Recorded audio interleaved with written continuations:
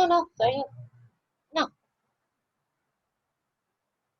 Buenas tardes, Buenas tardes. ¿cómo están? Muy bien, ¿y usted? Bien, gracias. Estamos Hola, aquí buenas con, tardes.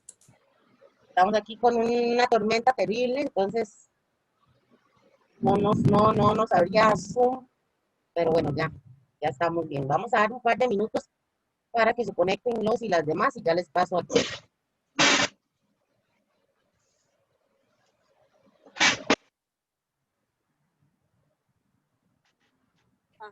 Profe, Dime, Cata. una preguntita. Es que vieras que es que no sé si la clase pasada la pasaron por mediación y es que yo todavía no estoy inscrita. ¿Usted no está inscrita en esta clase, Catalina? No, todavía no me aparece mediación, me he estado fijando, Tienes pero que, no. tienes que llamar a Metix. Ya nos dimos cuenta o sea, que algunas personas que inclusive yo sí he puesto en mediación virtual. O sea, nosotros, sí, yo hicimos todo ese trabajo, déjame ver, Catalina, la semana antepasada de ponerlos a todos y a todas en mediación y nos fijamos uno por uno ahí para que todos los grupos estuvieran completos. Voy a fijarme con respecto a vos si hay alguna nota o si estabas ahí dentro de esas personas, pero los y las que no pudimos arreglar nosotros tienen que llamar a Metix o enviarles un correo a Metix Ah, y ok. antes Metix como que no estaba trabajando muy bien, Catalina, pero ahora sí Sí. está trabajando súper bien. Entonces, si usted está teniendo problemas todavía para entrar a mediación, escríbales que ellos le arreglan ahí la situación. Pero, ¿qué apellido es usted, Catalina? Torres. Torres. Así no, estás de primera y sí estabas con problemas en mediación. Entonces, mi recomendación será llamar a Metix o mandarles un correo, Catalina, te metes ahí y pones Metix Metix ahí en Google y ahí te tiran tanto el teléfono como el correo donde puedes escribir. Ah, bueno, perfecto. Muchas gracias.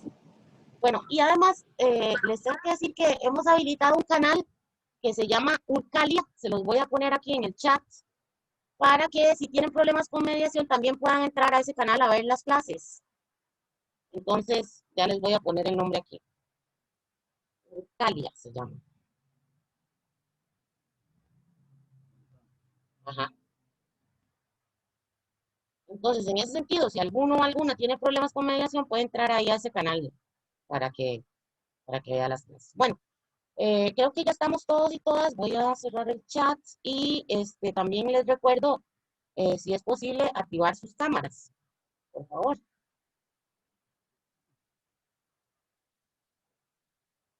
Disculpe, profe, el canal es de YouTube. El canal es de YouTube, sí. Yo les voy a mandar el link ahora, más tardito, para que ahí por Ok, WhatsApp. perfecto. ¿Está bien, Roberto? Perfecto, gracias. Bueno, muy buenas tardes. Bienvenidos sean a esta clase y los dejo con los mis.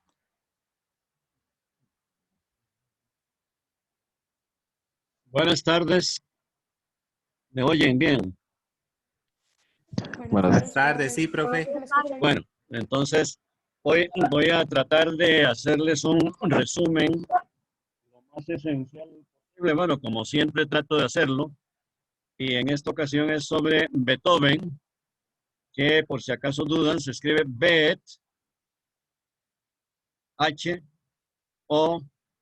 H-O-V-E-N. Beethoven diría un alemán genuino. Aquí decimos Beethoven. Hay quien dice Don Beto, así como muy familiarmente. Y que pues, es el mayor genio de la música en toda su historia. Es uno de los que hemos escogido para este periodo en que estamos, este primer ciclo, que es de romanticismo. A mí me interesan algunos aspectos que pues, me oirán explicarlos varias veces por la importancia que les doy. Y en este caso, pues dentro de este periodo enorme de idealismo y que se manifiesta en las artes en general, en todas las artes, como romanticismo, hemos escogido en música como arquetipo a Beethoven por la importancia que tiene, Y en filosofía tengo que hacerles un resumen, si hoy no hubiera tiempo, sería en otra lección, del máximo romántico, del máximo idealista de la filosofía, que fue Hegel. Hegel, que se escribe con H, Hegel con G. Hegel. Y qué cosa interesante es que no solo es contemporáneo de Beethoven, sino que son de la misma edad. Los dos nacieron en 1770. Beethoven murió en 1827 o 28, porque ese dato varía de un libro a otro. Digamos que 27, o sea, 1770, 1827 es el ciclo vital de Beethoven. Y el de Hegel, igual nació en 1770 y murió en 1831. El fenómeno que llama, o por lo menos que me llama la atención a mí por la morfología de la historia que yo he desarrollado, es que no solo son contemporáneos, sino que son coetáneos, o sea, son de la misma edad. Por lo que entonces se explica muy bien que tengan esa identidad espiritual, cada uno, por supuesto, en su campo. En cuanto a la pintura, siempre me detengo un poco en el máximo pintor español de la historia y uno de los colosos de la pintura universal, que fue Francisco de Goya. Escribe con Y, Goya. Y que Goya nació en 1746 y murió en 1831.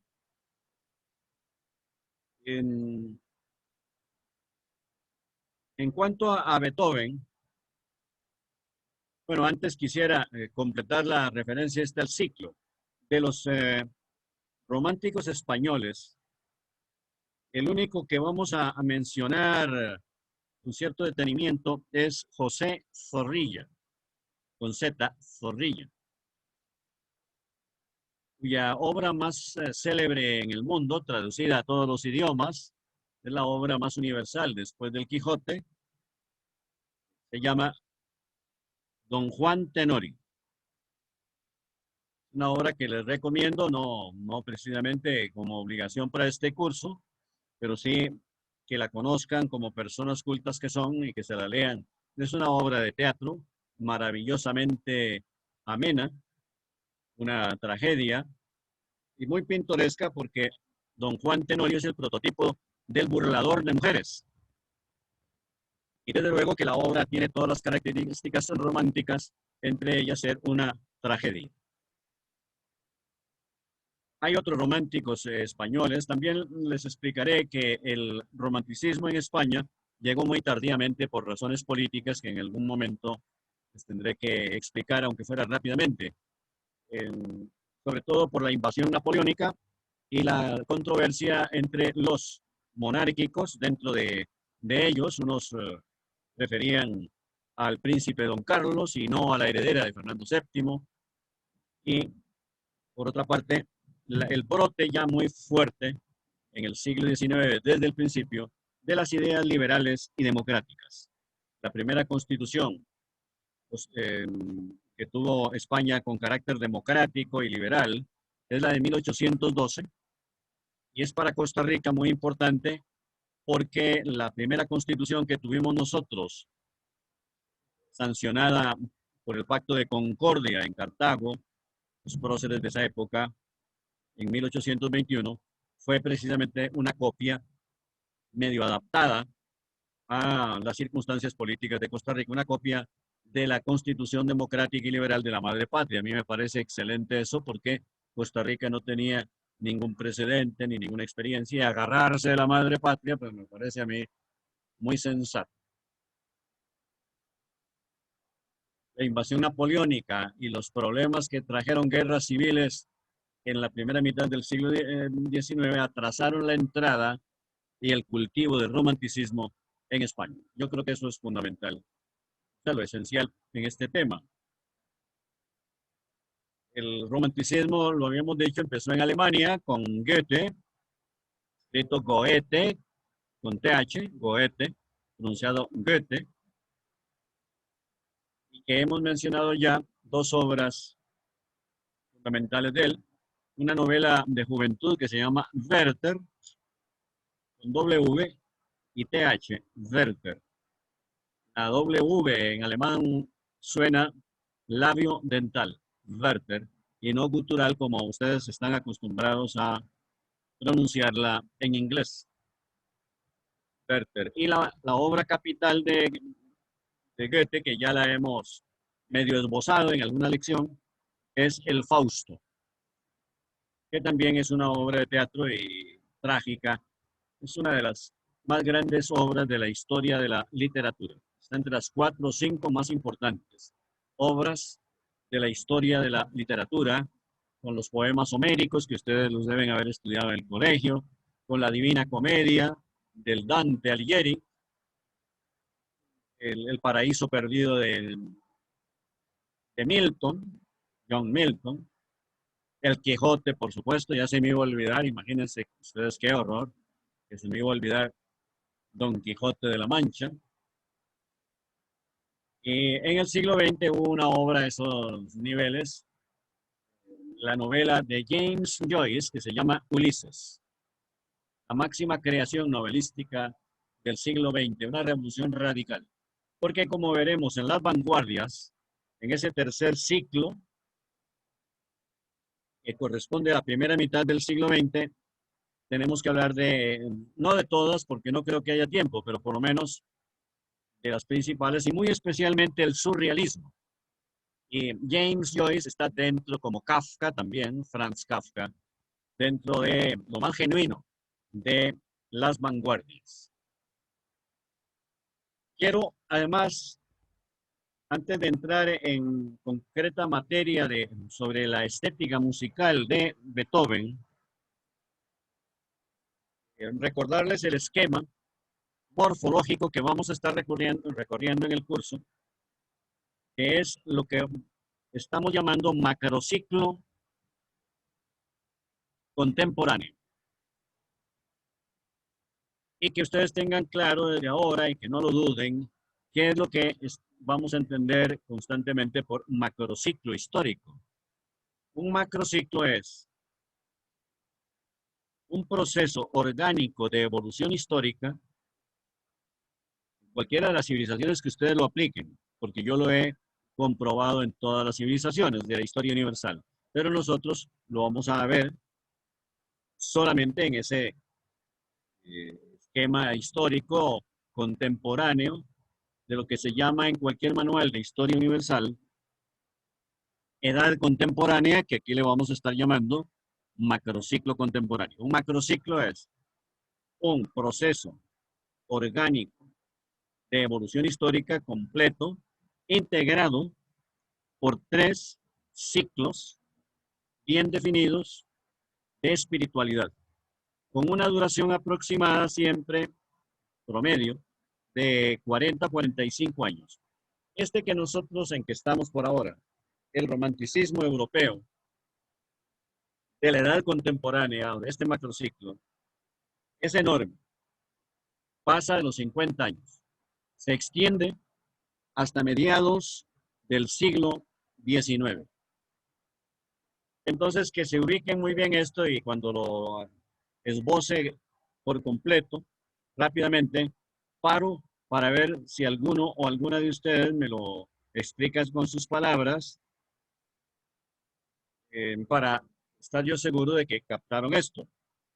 De que el primer ciclo de un macrociclo es siempre de idealismo y que se manifiesta como romanticismo en las artes, prácticamente en todos.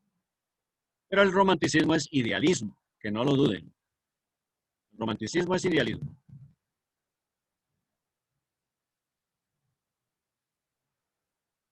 Y que el segundo periodo sigue inmediatamente después de que termina el periodo idealista y romántico. Siempre con una duración histórica aproximada, ¿verdad? 40, 45 años, Algunos pasan de los 50 años, otros se definen antes de los 40. Eso en historia no hay exactitud. Y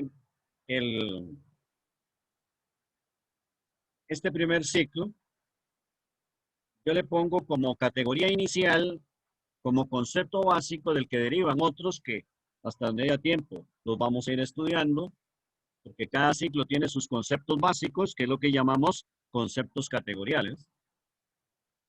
Y que el primero que le pongo yo como casi como título es ciclo de monólogo. Monólogo significa sinónimo, ustedes lo saben, de soliloquio. Solo que monólogo es palabra compuesta por raíces griegas y soliloquio por raíces latinas.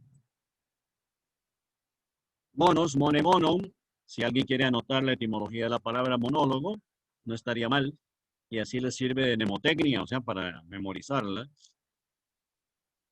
Significa uno solo. De ahí palabras como monografía, monarquía, el gobierno de uno solo. Y soliloquio significa lo mismo, pero raíces latinas. Solus, de donde viene nuestra palabrita solo. Y loquor, que es un verbo de ponente, que tiene forma pasiva, pero tiene significado activo. Ese es un verbo de ponente en latín. Loquor, que significa hablar. De ahí viene locutor, locuaz, etc. Entonces, monólogo es hablar consigo mismo. Y no solo nosotros hablamos con nosotros mismos constantemente, cuando pensamos. Cuando pensamos, hablamos con nosotros mismos. Cuando hablamos con otra persona, hay diálogo. El segundo periodo es de diálogo, porque ya la humanidad en su evolución histórica se ha cansado de la intimidad del monólogo y busca el mundo exterior, y entonces se divide esa lógica solitaria, se divide en dos, y hay una comunicación entre dos razones. Cuando hablamos con alguien, nos comunicamos con una razón, a través de nuestra razón. Por lo tanto, eso significa diálogo, y el dinamismo de un diálogo es lo que se llama dialéctica. Ese intercambio entre una razón y otra. Y el tercer periodo le llamo de altercado. El segundo, que es de diálogo, es de realismo clásico, moderado. Y el tercero es de ultrarrealismo, realismo extremo.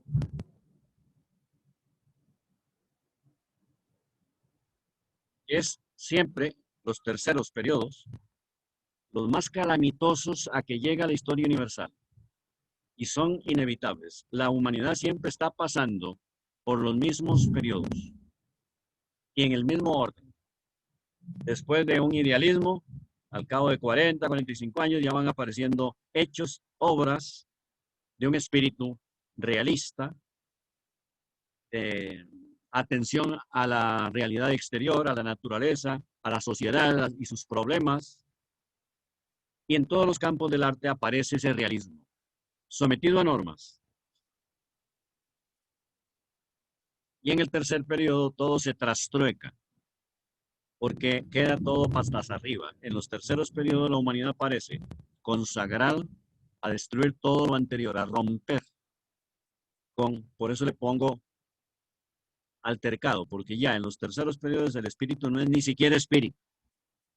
Se corrompe a sí mismo en la materia. Y son periodos materialistas, revolucionarios, de guerras civiles, como fue el último tercio del siglo XVIII en Francia con la Revolución Francesa y luego con Napoleón. Y al mismo tiempo que estaba terminando con la Revolución Francesa y Napoleón, un periodo de ultrarrealismo, era un tercer periodo de un macrociclo anterior al que nosotros estamos tratando de recorrer. Y al mismo tiempo la ola, que ya había entrado en decadencia, había llegado a su final, venía siendo sustituida desde abajo, desde las profundidades del espíritu, por otro oleaje.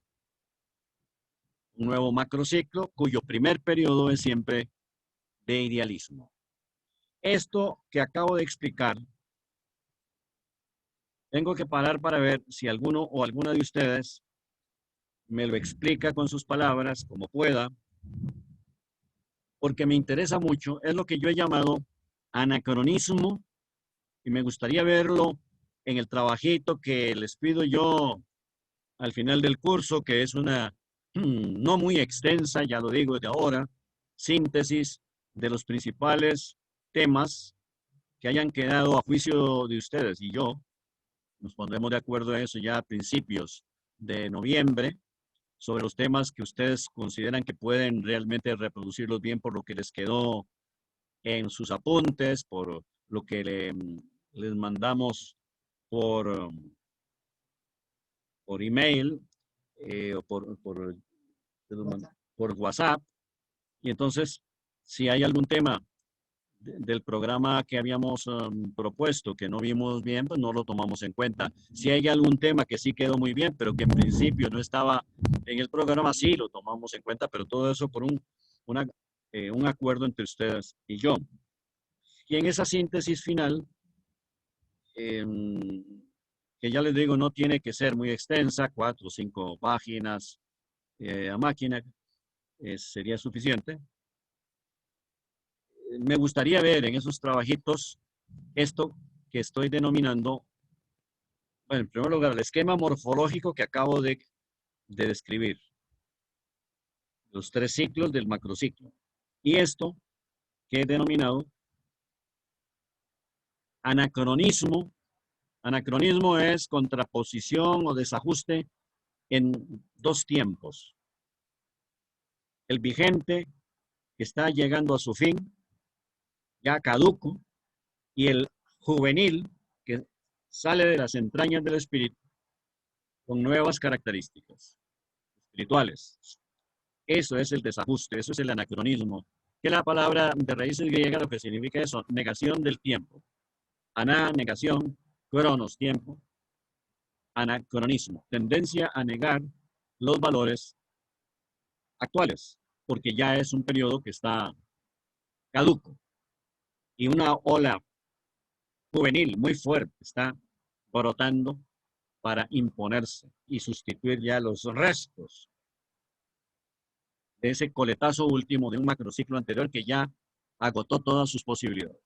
Entonces, paro un momento para ver si alguno o alguna de ustedes tiene a bien ayudarnos con esto, de explicarnos cómo lo entiende.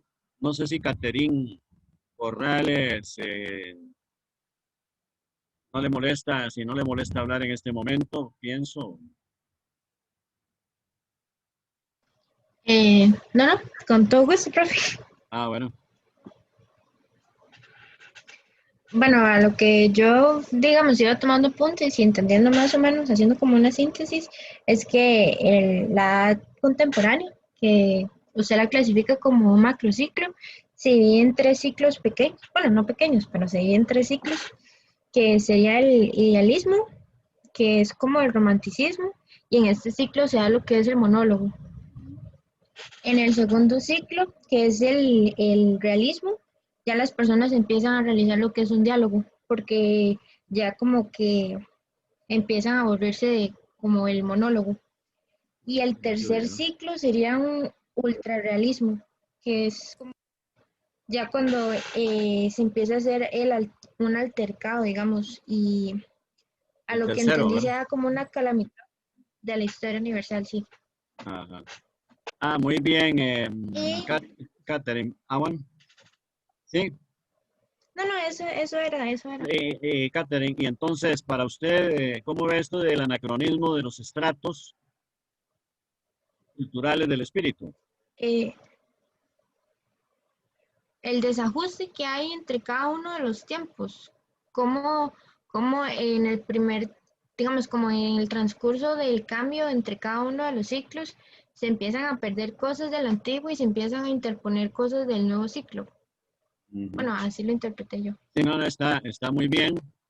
Y eso se debe a que la ola final de un macrociclo anterior ya es caduca, ya está llegando a su fin, y entonces otra, como ocurre con, por eso la imagen de las olas a mí me sirve mucho y yo creo que es muy gráfica, porque como ocurre cuando vemos visualmente frente al mar, que una ola llega a su cúspide, va descendiendo y detrás y viene otra que la sustituye. Y la ola espiritual de un tercer periodo, de un macrociclo anterior, es sustituida ya por una primera ola de un nuevo macrociclo que es siempre de idealismo, como usted lo acaba de decir. Y entonces, yo creo que no se desubican con esto de que pues vamos a hacer ese recorrido hasta donde haya tiempo por la edad contemporánea, que aquí la estamos analizando morfológicamente como macrociclo, o sea, con 3 periodos. Y que en cada uno de esos periodos escogemos a 2 o 3 autores muy representativos. En música hemos escogido a Beethoven como representante absoluto del idealismo. En el segundo periodo veremos la estética musical de Richard Wagner, con W, Wagner, con G, Wagner, porque Wagner ya es un buen ejemplo de que el espíritu va desarrollándose cíclicamente y se impone a los genios, a pesar de la creatividad, la libertad creadora que tienen los genios, no pueden salirse de las orientaciones básicas que le impone el espíritu de la época que les tocó vivir. Y lo digo porque Wagner quiso ser beethoveniano e idealista. Y su música no resultó ni lo uno ni lo otro. No es una música beethoveniana, es un idealismo ya, un romanticismo decadente. No podía ser el romanticismo genuino de Beethoven, porque entre ellos hay 43 años de distancia, que es más o menos el promedio de duración de un ciclo histórico. Vean ustedes qué curioso. Beethoven nació en 1770 y Wagner en 1813. 43 años de distancia entre el año en que nació Beethoven y el año en que nació Wagner. Suficiente para que estén los dos ubicados en ciclos espirituales diferentes. Aun por más genio que sea, por más intención que tuviera y los estudios profundos que realizó toda su vida Wagner desde muy jovencillo sobre las 9 sinfonías de Beethoven, no puede salirse de un periodo que ya se abre a un segundo ciclo, que es de clasicismo. Los especialistas en Wagner consideran que técnicamente la música de Wagner es un clasicismo genuino y algunos elementos de un romanticismo ya gastado, caduco, últimos restos de un romanticismo que ya había evolucionado hasta el desgaste final. Porque ocurre en la historia que todo tiene vida y que la vida se desarrolla desde la juventud, llega a la madurez, llega a la decadencia y finalmente decae radicalmente y es sustituida. También pues quería pues adelantarme alguna inquietud que tengan ustedes acerca de esto de monólogo, diálogo y altercado, porque se pueden preguntar, bueno, pero ¿cómo es que también las épocas, igual que nosotros individualmente, tienen un monólogo, una conversación consigo misma, cada una de ellas? Tenemos en filosofía de la historia que postular, pedir o imaginarnos, interpretar la historia, el espíritu histórico de cada época como un sujeto agente que se impone a los sujetos particulares, un sujeto agente general que se impone a los particulares, que son toda la población y muy especialmente los protagonistas originales, que son los que expresan ese pensamiento y ese sentimiento profundo de la época. O sea, las épocas se confiesan en su espiritualidad a través de sus genios, sus personas originales, sus protagonistas. Y como lo explicó ya Catherine, pues después de que el espíritu de la época ha gastado todas sus posibilidades, hablándose a sí mismo, metiéndose la población en su manera de vivir y de sentir dentro de sí misma, porque se ha observado que los periodos idealistas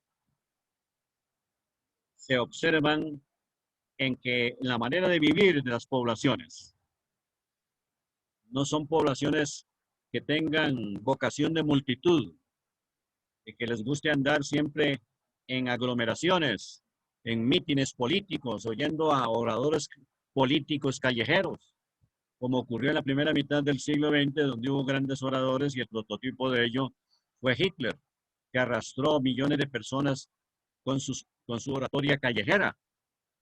En los periodos idealistas, las poblaciones quieren vivir dentro de su propia intimidad, incluso disfrutar de la naturaleza, yéndose a almorzar algunos días a la orilla de un riachuelo o encerrados en su casa, y salen solamente a las actividades necesarias, al trabajo, a las compras, a lo que sea. Un confinamiento, digamos así, como el que tenemos ahora obligatoriamente, es la vocación sociológica de las épocas idealistas. En los segundos periodos ya hasta la población se va abriendo al mundo exterior y aparecen ahí, por ejemplo, en pintura, los paisajistas. En la segunda mitad del siglo XX, con algunos precedentes, vamos a mencionar y detenernos un poco en algunos grandes pintores del periodo que se llama impresionista, el impresionismo pictórico. Es un paisajismo en que incluso la figura humana es secundaria y que no tratan de retratar la naturaleza tal y como es, sino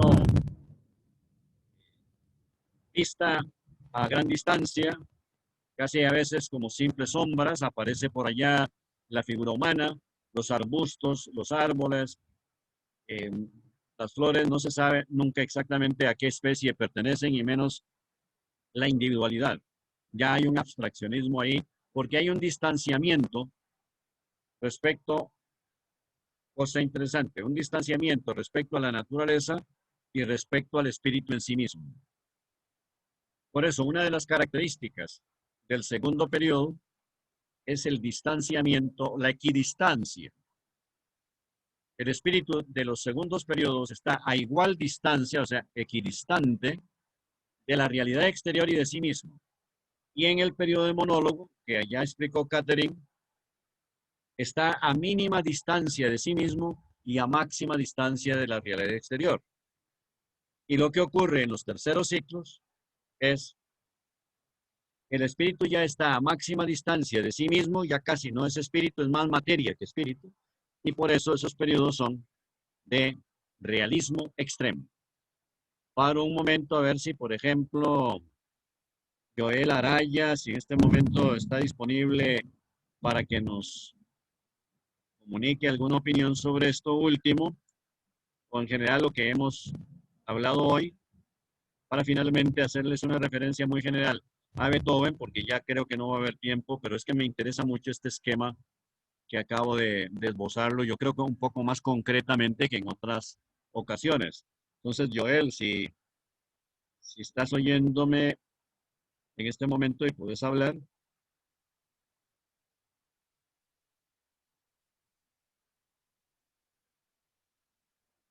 Parece que no.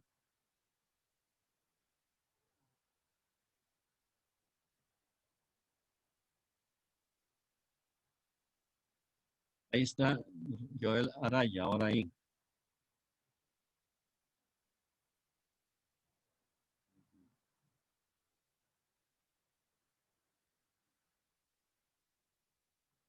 Bueno, entonces, Creo que no está, profe. bueno, entonces no importa, tal vez tuvo problema de comunicación, pero alguna otra persona, no sé si la que acaba de hablar es Catherine. Catherine, o usted misma, o no sé si Celeste Brenes, que ahí veo la fotografía, pero no la imagen, entonces no sé si me va a ocurrir lo mismo que con Joel, que no pudo. Sí, profe, aquí estoy. Ah, bueno, ahí está. Bueno, entonces Celeste, eh, algo que nos comente algo sobre esto de, por ejemplo, esto de que las épocas tienen siempre un sujeto universal, ¿verdad? General, que Ajá. se impone sobre las poblaciones y sobre los artistas y Ujú. que pues va pasando de monólogo a diálogo y finalmente algo que no es. Tal vez esto si lo captó del distanciamiento que hay del espíritu respecto a sí mismo y la realidad exterior, que yo decía que en el segundo ciclo, como hay un realismo, hay equidistancia y que el espíritu no está ni muy lejos de sí mismo, ni tampoco muy cerca, ni tampoco muy cerca de la realidad exterior como ocurre en los terceros periodos. Entonces, con sus propias palabras, algo sobre eso. Bueno, en realidad algo que más bien yo le iba a preguntar que no me quedó muy claro es que más bien ahorita estamos como en un tipo de distanciamiento, tal vez no tan como en el segundo periodo, Sí, y con todo. le doy toda la razón. Sí, si quiere hable un poco más para concretar su inquietud, porque va muy bien. Realmente estamos ya bastante metidos en un segundo periodo y acercándonos a un tercero. Esta curvatura siempre se cumple. O sea, no tengo ningún temor de que no se cumpla, porque lo he observado en todas las civilizaciones. Sí, es que digamos, yo sí, por ejemplo, bueno, voy a tomar de ejemplo con esto de la pandemia del COVID, aunque obviamente está como muy reciente, yo siento que antes de esto, no sé, como que el distanciamiento era menos porque todos podíamos estar juntos, no sé, como en diferentes actividades, aunque sean, no sé, conciertos o algo así, pero ya ahora sí con esto siento que el distanciamiento ya es demasiado y que, no sé, como que nos vamos a acostumbrar a esa nueva realidad. Sí, lo Allá no que, está. sí, lo que bueno, ya le dije que estoy de acuerdo con usted en que antes Ujú. de este confinamiento, este aislamiento, que es obligatorio, que es Ajá. pues producto de una necesidad por las infecciones que puede haber o la contaminación, Ujú, en realidad es un accidente y por tanto es independiente. Pero ujú. usted se refiere precisamente que antes de esto, pues sí, la gente vivía un poquito hacia afuera, no totalmente hacia afuera, pero sí, eh, Pero estamos, más. estamos en un periodo de realismo moderado todavía, pero poco a poco irá siendo más moderado. Solo que alterado, eso sí, por este fenómeno que ocurrió Ajá. totalmente inesperado, pero es así. Y yo he ido observando en algunas manifestaciones artísticas aquí cuando aparecen en algunas exposiciones de pintura, en ejemplos que aparecen en los periódicos eh, y en España también, que la pintura empieza ya a buscar trastornos o cambios de la normatividad, a deformar las figuras. Pronto aparecerán, no como una copia, porque no se repite, la historia en los detalles no se repite, pero sí se repiten alternativamente las espiritualidades. Y entonces aparecerán, igual que en las vanguardias de la primera mitad del siglo XX, otra vez, las tendencias que, que tuvieron los mejores ejemplares en Dalí y Picasso, aparecerán características surrealistas de nuevo, de deformación de las figuras, de no querer eh, continuar la tradición histórica, sino ruptura, porque uno de los conceptos que yo utilizo para caracterizar los terceros periodos es la ruptura con las tradiciones. Pero si usted quiere, vuelve a hablar para ver cómo entiende usted esto, porque creo que lo del confinamiento de ahora, pues es totalmente accidental, o sea, no es un oleaje histórico. Yo creo que me va a disculpar un toque porque, Celeste, porque Catherine quiere comentarnos algo. Ok. Profe, sí, yo tengo una pregunta ahí, disculpe. Ya que estamos hablando de eso del confinamiento, ¿verdad? Debido al COVID, ¿eso no afectaría, digamos, bueno, de manera histórica como el periodo que dura cada ciclo? Cada ciclo estaba más o menos durando dentro de 40 o 45 años. Y bueno, este ciclo como que está alterando como el que estamos viviendo, que es como un realismo moderado. Sí, según mis No sé si me cálculos, explico. este segundo periodo en que estamos ya lleva aproximadamente unos 25 años de desarrollo. Y faltarían por lo menos unos 15 más para que ya estuviéramos plenamente en un tercer periodo que es de extraversión, o sea, de volcarse la humanidad hacia el mundo exterior a vivir más desde la materia, digámoslo así, que desde el espíritu. Se pasa entonces de un primer ciclo de concentración del espíritu en sí mismo, a mínima distancia respecto a sí mismo y a máxima respecto a la realidad material. En el segundo ya hay un acercamiento equidistante y el tercero ya es de materialización.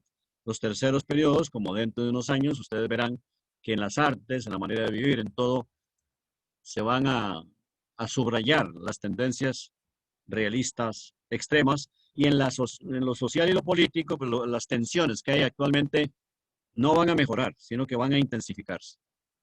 No estamos diciendo que va a haber una tercera guerra mundial, ojalá que no, pero desde luego que todo se exacerba, todo se exagera, se convulsiona en los terceros periodos.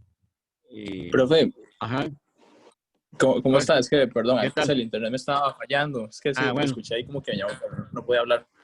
bueno. Eso que usted menciona de que siempre como en ese cambio del segundo al tercer periodo hay ruptura de tradiciones y todo ese tipo de prácticas que, como ya lo habíamos mencionado la vez pasada, se da como a nivel general. Todo eso se puede, digamos, pensándolo como ahorita, que usted menciona que ya vamos muy avanzados en el segundo, eh, no sé, eso se puede, uno puede hacer como el análisis o verlo tal como todas esas manifestaciones que se hacen de, no sé, en contra del racismo y del machismo y todo, que fueron prácticas muy, no sé, como muy arraigadas en la sociedad y que ahorita ya se les está viendo como de ya algo negativo, algo malo, que se quiere la gente, no sé, bueno, ya la gente no soporta llevar más a cabo esas prácticas, no sé, eso se puede ver como algo así o nada que ver. Sí, y yo creo que, bueno, yo lo estaba entendiendo como lo estás explicando, eh, Joel, lo estaba entendiendo y estaba de acuerdo, más bien como este fenómeno de machismo, feminismo, hay un feminismo a ultranza en la actualidad y que nos desagrada tanto como el machismo tradicional que ha costado mucho quitárselo de encima. Un feminismo extremo es fanatismo y los fanatismos son malos en cualquier sociedad y a nivel individual, por supuesto. Envenenan la sangre individual y colectiva. Y en los terceros periodos que todavía no estamos, faltan unos 15 años ya para estar en pleno tercer periodo, en los terceros periodos, todo lo que el realismo moderado, las convulsiones, los problematismos que van surgiendo en el segundo periodo, se van haciendo cada vez peores hacia el tercero.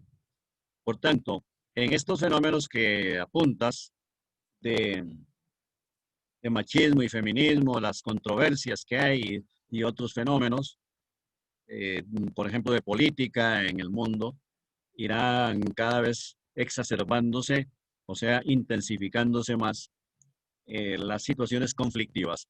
Por eso a los terceros periodos yo les endilgo, digamos así, el concepto de altercado, porque ya el espíritu no realiza ni siquiera un diálogo, ya no hay ni siquiera un intercambio tranquilo entre dos razones, que es lo que significa diálogo, dialéctica, sino que el espíritu ha dejado de estar en conexión consigo mismo y se ha materializado. Los terceros periodos son de materialismo extremo.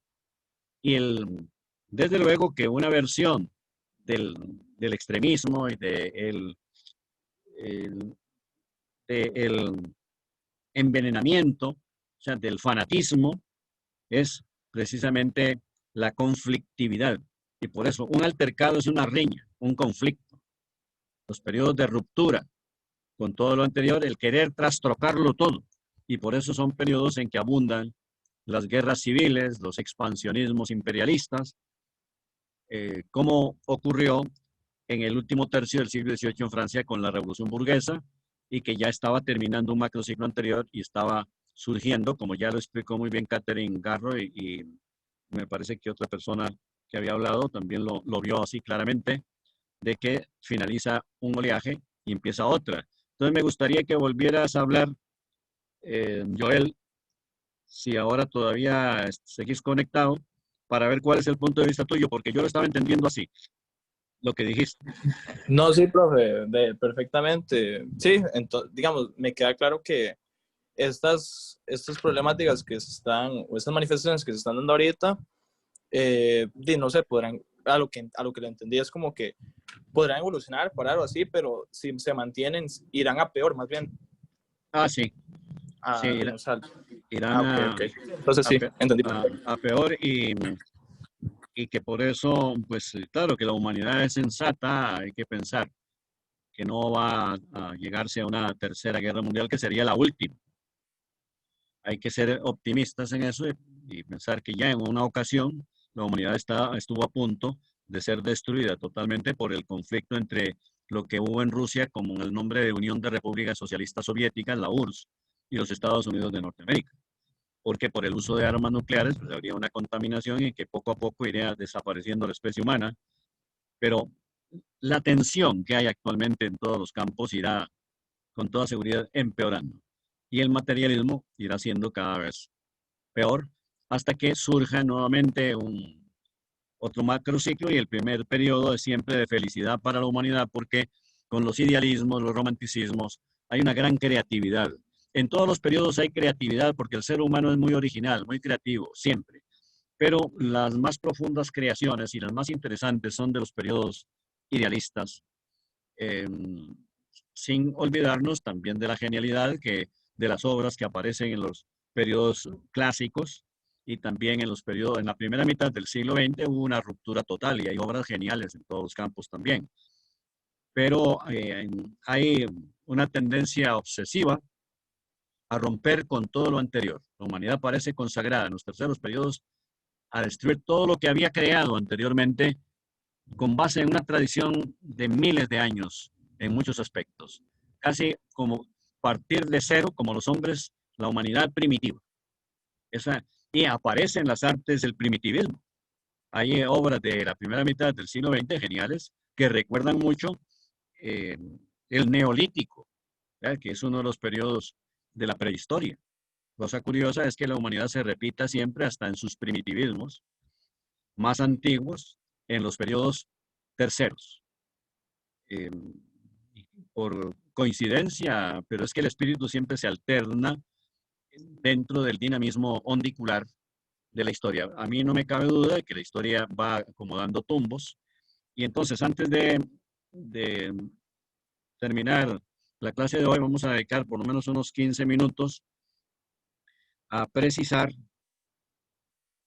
muy esencialmente la estética musical de Beethoven, como el prototipo del idealismo y romanticismo en música. Primero que lo más esencial de Beethoven y que nos sirve por su estructura evolutiva son las 9 sinfonías. Las 2 primeras son muy clásicas, muy mozartianas, con una gran influencia que a veces casi llega al plagio de la música de Mozart, que fue pues, el maestro fundamental que tuvo Beethoven cuando se trasladó de Bonn, su ciudad natal, a Viena, donde el máximo genio de la música universal era Mozart. Y esas 2 primeras sinfonías de Beethoven son muy clásicas. La tercera sinfonía, que se llama Heroica, sí ya tiene características netamente idealistas, y yo siempre recomiendo de la tercera sinfonía, bueno, toda, pero muy especialmente que le pongan atención cuando la localicen. La marcha fúnebre de la tercera sinfonía de Beethoven, que es una obra maestra, sublime, de profundidad máxima en ese campo de la música sacra, de la música solemne, fúnebre, y que Beethoven la compuso pensando, le llamó heroica pensando en el máximo héroe de la época, que era Napoleón, cosa de la que luego se arrepintió profundamente porque luego Napoleón se convirtió en un emperador que usurpó todos los territorios que pudo en Europa, invadió Viena, derramamiento de sangre, la destrucción de ciudades, etcétera, para imponer su soberbia, y eso ya no podía parecerle heroico, sino primitivismo absoluto a Beethoven. Pero ya la cuarta sinfonía como que profundiza más en las características beethovenianas que van a ser netamente románticas. Y en la quinta sinfonía, que se llama Sinfonía del Destino, ya Beethoven está en plenitud con toda su capacidad creativa y es una sinfonía netamente intimista, expresión máxima del romanticismo en música. Y es donde desarrolla ya plenamente su técnica del contrapunto, la contraposición, la dialéctica. A mí me interesa mucho que observen esto de la dialéctica porque el contrapunto es un ejemplo musical de la dialéctica de que hablamos en filosofía, de ese diálogo de que les hablé hace un momento, porque hay dos razones que se intercambian y se complementan, se sintetizan. Hay una contraposición y una síntesis. Y en los acordes ocurre esto. Y es de gran belleza. Desde luego, eso no lo inventó Beethoven, sino que viene ya muy desarrollado de Bach, Johann Sebastian Bach, del siglo XVIII, en que fue un gran maestro del contrapunto. Y todas las etapas evolutivas de la sinfonía son un desarrollo íntimo del espíritu en el orden melódico. Hay una sinfonía que yo la recomiendo de Beethoven, la sexta sinfonía, que se llama Pastoral, que ustedes la pueden tomar en cuenta como un paisaje espiritual, un paisaje romántico. Un paisaje puede pensarse que es un tema realista, que el paisaje está fuera de nosotros, pero hay siempre dos maneras de cultivar un mismo tema, aunque el tema, por ser realidad exterior, un paisaje es externo siempre, pero lo podemos tratar en literatura y en pintura, en un poema, de una manera romántica o de una manera realista. La manera realista sería narrativa, descriptiva de detalles, poniendo énfasis en los colores, en las formas, por ejemplo, de los árboles, en el espectro solar, ¿verdad?, que ilumina el paisaje. Y podemos describirlo también como vivencias íntimas, los sentimientos y las emociones que el artista reproduce en sí mismo como recuerdo de la naturaleza. Hay dos maneras de visitar la naturaleza: yendo a ella, diálogo, o yendo hacia nosotros mismos para reproducir los sentimientos, las emociones, las imágenes que tenemos dentro de nosotros mismos. Todas las experiencias recibidas desde que nacimos respecto a la realidad exterior, las reproducimos a través de evocación, de recuerdos, de actualizaciones de vivencias, y no salimos de nosotros mismos.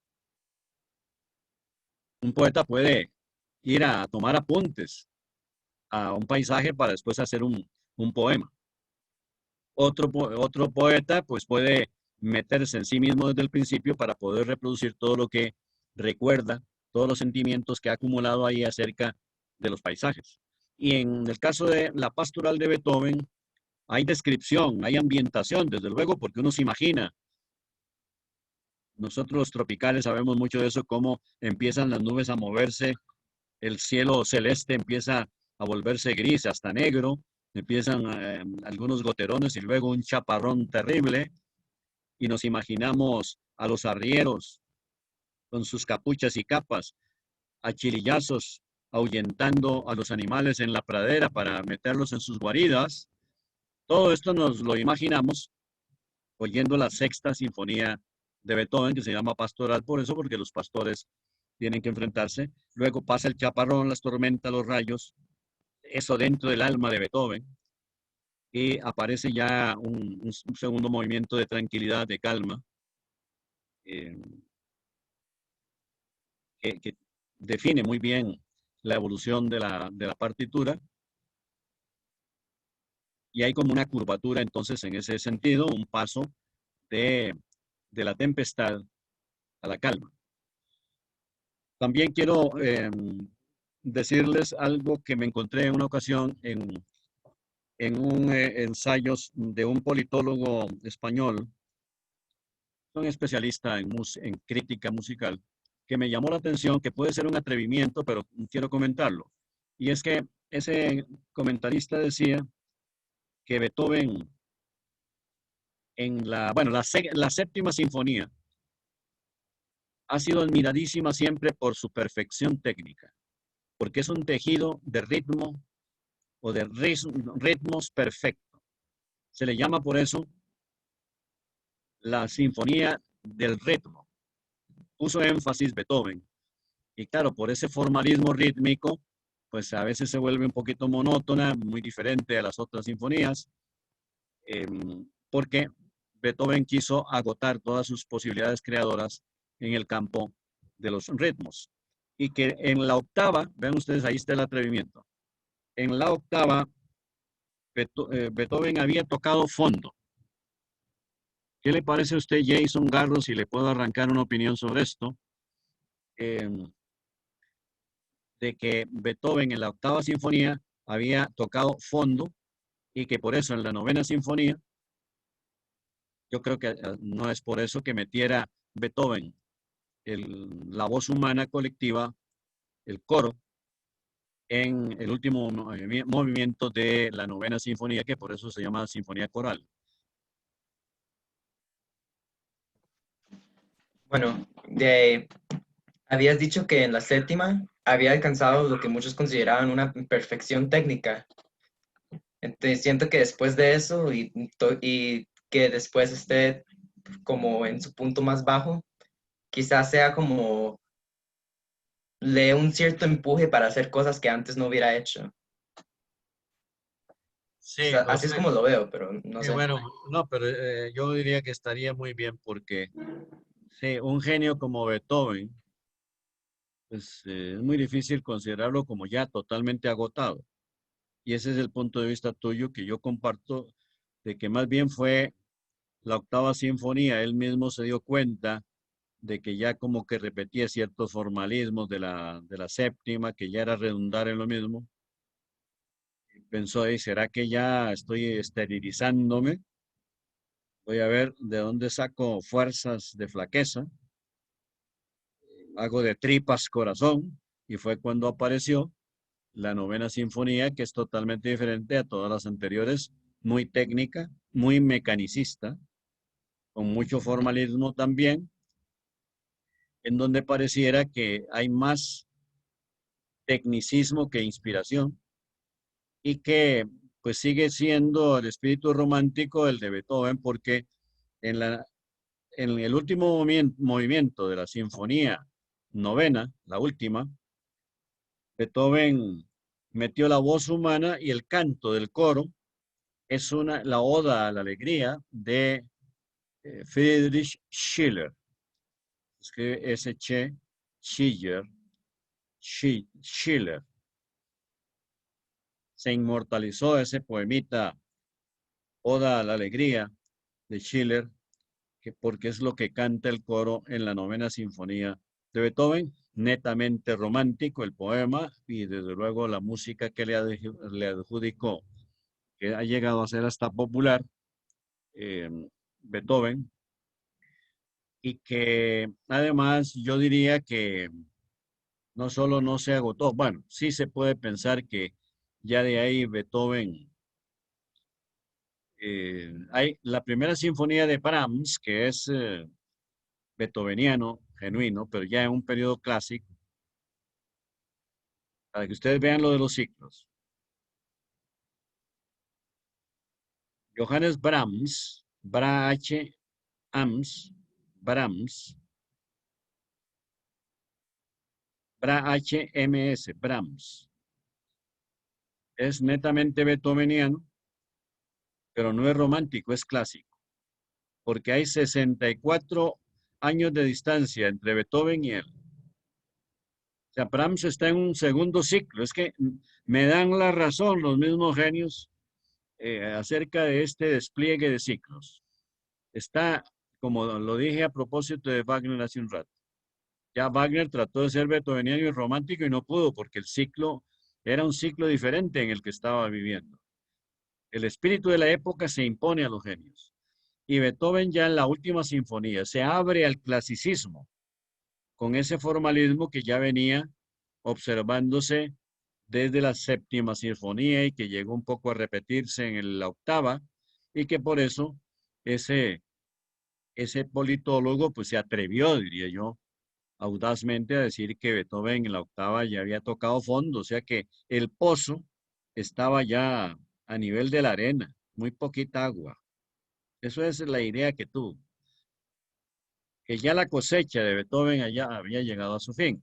Puede ser, pero desde luego que, como acabas de decir, Jason, pues la reacción del genio es que Beethoven no solo se agotó totalmente, sino que en la novena sinfonía, aunque agotado, pudo abrir brecha para un segundo periodo y en algunos aspectos ya con la música de Wagner, inspirada posiblemente en el último Beethoven, se abrió a la música revolucionaria de vanguardia de la primera mitad del siglo XX.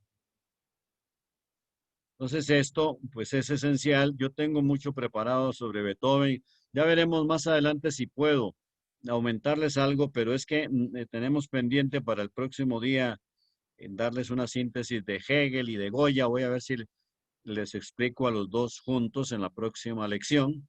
Y por ahora, antes de que doña Cintia compruebe ahí algo de la lista y a ver quién no pudo meterse y cosas de estas. Si me quieren preguntar alguna cosa, alguna duda, espero que siempre tomen sus apuntes, a pesar de que también nosotros les mandamos por, por WhatsApp resúmenes. Si quieren preguntarme algo antes de, ya como despedida. No sé si Tamara en este momento quisiera, la veo muy pensativo, comunicarnos algo. Hola, profe. Hola. Me pareció muy interesante todo lo que dijo y específicamente las diferentes sinfonías de Beethoven. Me gustó mucho. Bueno, muchas gracias por su criterio. A mí me anima todo lo que digan ustedes. Y alguna observación negativa también me anima, pues desde luego en caso de que aparezca, pues a corregir alguna cosa o a subrayar algo que no hice.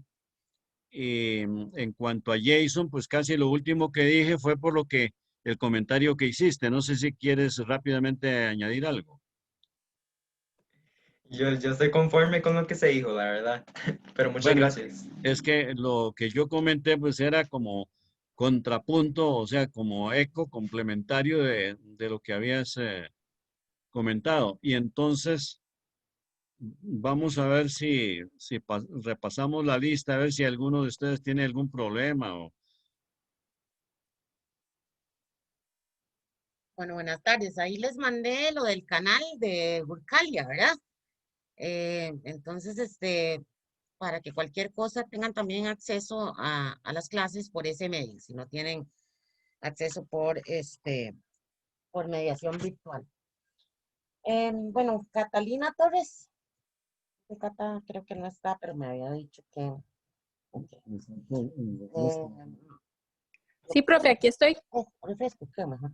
María Esquivel, bueno, Cata, ok, perfecto. María Raquel Esquivel, Aquí estoy. Jean Paul Montoya, Acá estoy, profe. ok, Jean Paul.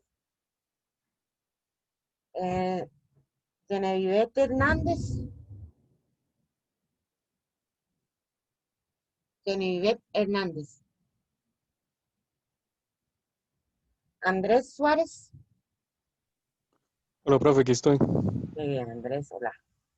Alejandro Valverde. Presente. Gracias, Alejandro. Matthew Acuña. Matthew Acuña. Noelia Alpizar. Presente, profe. Gracias, Noelia. Joel Araya. Sí, Joel ahí por ahí lo oí que está teniendo problemas, ¿verdad? Con el internet hoy. Francini Arias. Acá, profe. Gracias. Aldo Bonilla. Presente. Gracias, Aldo.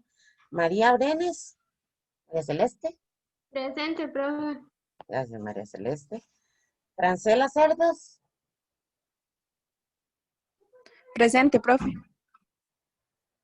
Sí, perfecto. María Catalina Céspedes. Aquí, profe. Gracias, María Cata. María Laura Elizondo. Presente, profe. Gracias, María Laura. Gracias. Eso, María Laura. Jason Garro. Presente. Gracias, Jason. Génesis Hidalgo. Presente, profe. Gracias, Génesis. Ana María López. Ana. Presente. Gracias, Ana. Cristian Mora. Acá, profe. Gracias, Cristian. María Esther Rivera. María Esther Rivera. Sofía Rojas. Sofía Rojas. Carolina Salas. Presente, profe. Laura. Ivania Solís. Presente. Gracias. Natalie Tercero. Natalie.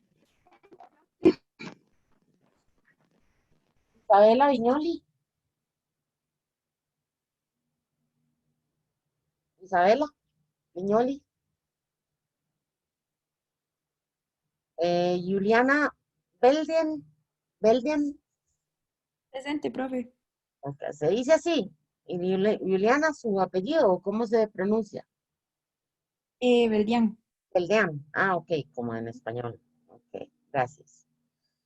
Tamara Campos.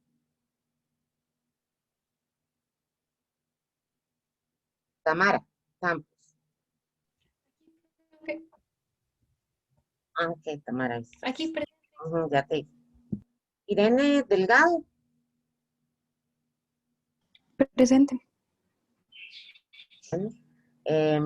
Thomas Huber. Thomas. Catherine Corrales. Catherine. Aquí presente. Y Roberto Wolfo. Presente. Sí. Bueno, perfecto. Entonces también les voy a hacer llegar ahorita, dentro de un ratito, un video de YouTube con las sinfonías de Beethoven para que esta semana, si tienen un rato, por favor también puedan darle una ojeada a los videos y escuchar la música de Beethoven, que también les puede transmitir ese sentimiento romántico del que hemos estado hablando en la clase del día de hoy. Entonces, por hoy sería todo. Les agradecemos mucho sus conexiones y nos vemos dentro de 2 semanas. Muchas gracias. Gracias. Hasta luego, gracias. Gracias, profe. Gracias. Gracias. Hasta luego. Igual. Gracias. Con gusto.